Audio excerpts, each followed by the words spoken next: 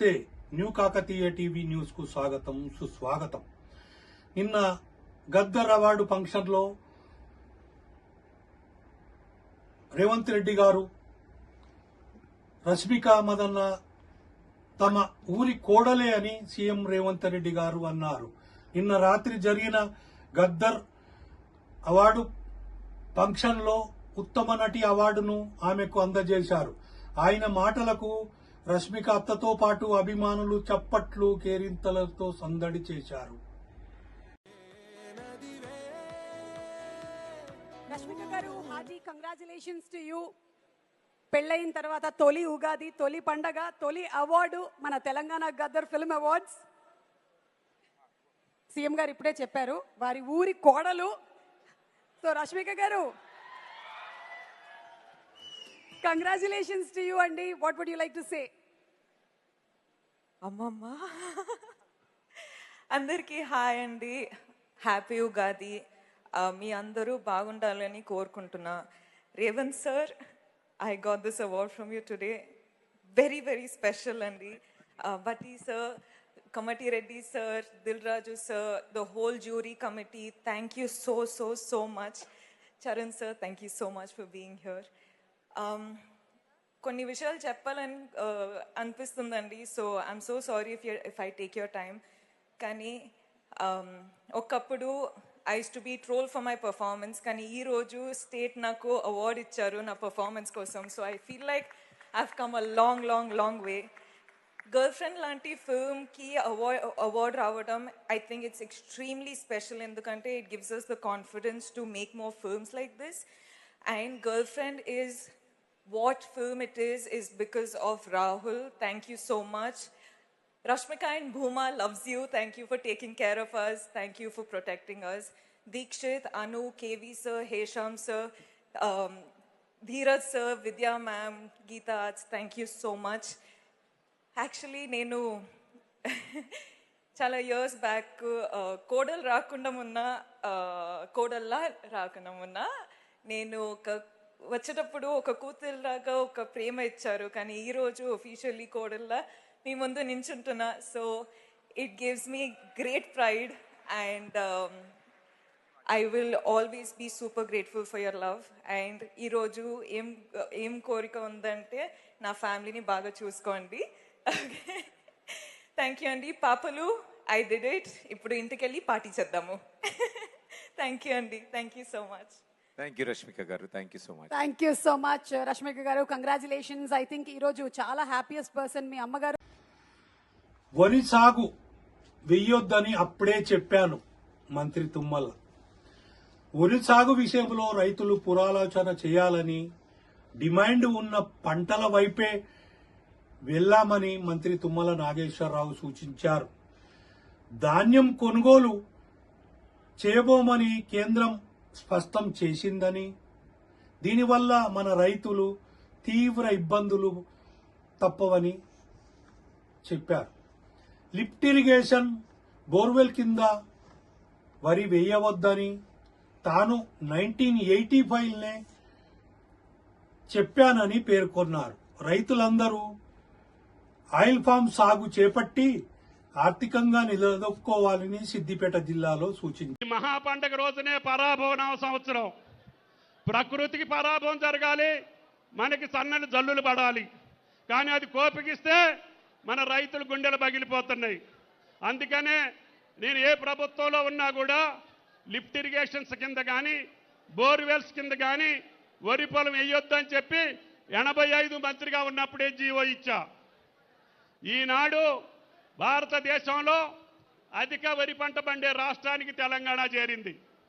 కానీ కేంద్ర ప్రభుత్వం, రఘునందన్ రావు గారు కూడా ఇక్కడే ఉన్నారు, నిక్కచ్చిగా చెప్పింది 15 రోజుల క్రితం, మేము వరి ధాన్యాన్ని సేకరించాం, మీరు జాగ్రత్త పడండి అని చెప్పి రాష్ట్ర ప్రభుత్వానికి తాకీదు ఇచ్చిందని చెప్పి కూడా మీకు ఈ సందర్భంగా మనం చేస్తున్నాం. కాబట్టి మనం పండిస్తాం, మన అవసరాలకు సరిపోని మనం ఉంచుకున్నా కేంద్రం కొనకపోతే తెలంగాణ రైతు ఇబ్బంది పడతాడు. అందుకని ఇప్పటి నుంచే క్రాప్ డైవర్సిఫికేషన్ చేయాల్సిన అవసరం వచ్చింది. మన రాష్ట్రంలో 20 లక్షల ఎకరాలకి యోగ్యమైనటువంటి ఆయిల్ ఫామ్ కి భూములు ఉన్నాయి. ఆ 22 నౌకలు వస్తేనే మన గ్యాస్ ప్రాబ్లం సాల్వ్ అవుతుంది. పశ్చిమాసియాలో యుద్ధంతో దేశంలో గ్యాస్ సంక్షోభం నెలకొన్న విషయం తెలిసిందే. ఇటీవల శివాలిక్ అండ్ నందాదేవి నౌకలు ఎల్పీజీతో భారత్ చేరుకోవడంతో స్వల్ప ఉపశమనం కలిగింది. కానీ మరో 22 నౌకలు హర్ముజ్ వద్దే నిలిచిపోయి ఉన్నాయి. ఆ నౌకలే భారత ఇంధన భద్రతకు సేఫ్ ప్లేస్. వీటిని హర్ముజ్ దాటించడానికి కేంద్రం తీవ్రంగా ప్రయత్నిస్తుంది. ఈ నౌకల రాక ఆలస్యమైన చాలా కాలం అక్కడే చిక్కుకుపోయిన దేశంలో గ్యాస్ కొరత మరింత తీవ్రమవుతుందని ఆస్కారం ఉన్నది. ఈ రోజులలో చిన్నపిల్లలకు ఫోన్ ఇయ్యకపోయినా అన్నం తింటలేరు. ఫోన్ ఇయ్యకపోయినా ఇంట్లో పెద్దవాళ్ళు పనులు చేసుకోవాలంటే ముందు పిల్లలకు ఫోన్ ఇచ్చేసి పనులు చేసుకుంటా ఉన్నారు. ఒక చిన్న పిల్ల అమ్మాయి చూడండి, ఫోన్ ఇచ్చేస్తే ఎట్లా పేలిపోయిందో.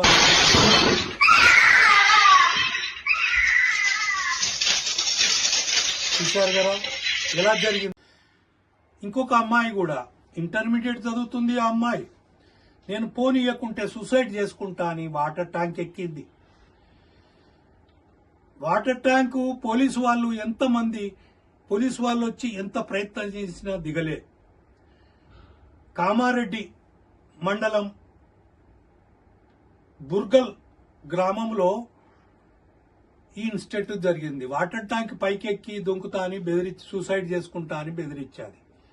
సబ్ కలెక్టర్ గారు కిరణ్మయి అక్కడికి చేరుకోవడంతో ఆ బాలికతో మాట్లాడుకుంటా వాటర్ పైకి ఎక్కి ఆ బాలికను కాపాడి తల్లిదండ్రులకు అప్పచెప్తే ఇక అమ్మాయిని మేమేమనము అని తల్లిదండ్రులు మాటిచ్చారు. హైదరాబాదు సేఫ్ ప్లేస్ వరల్డ్లో అని మన సీఎం గారు అంటున్నారు.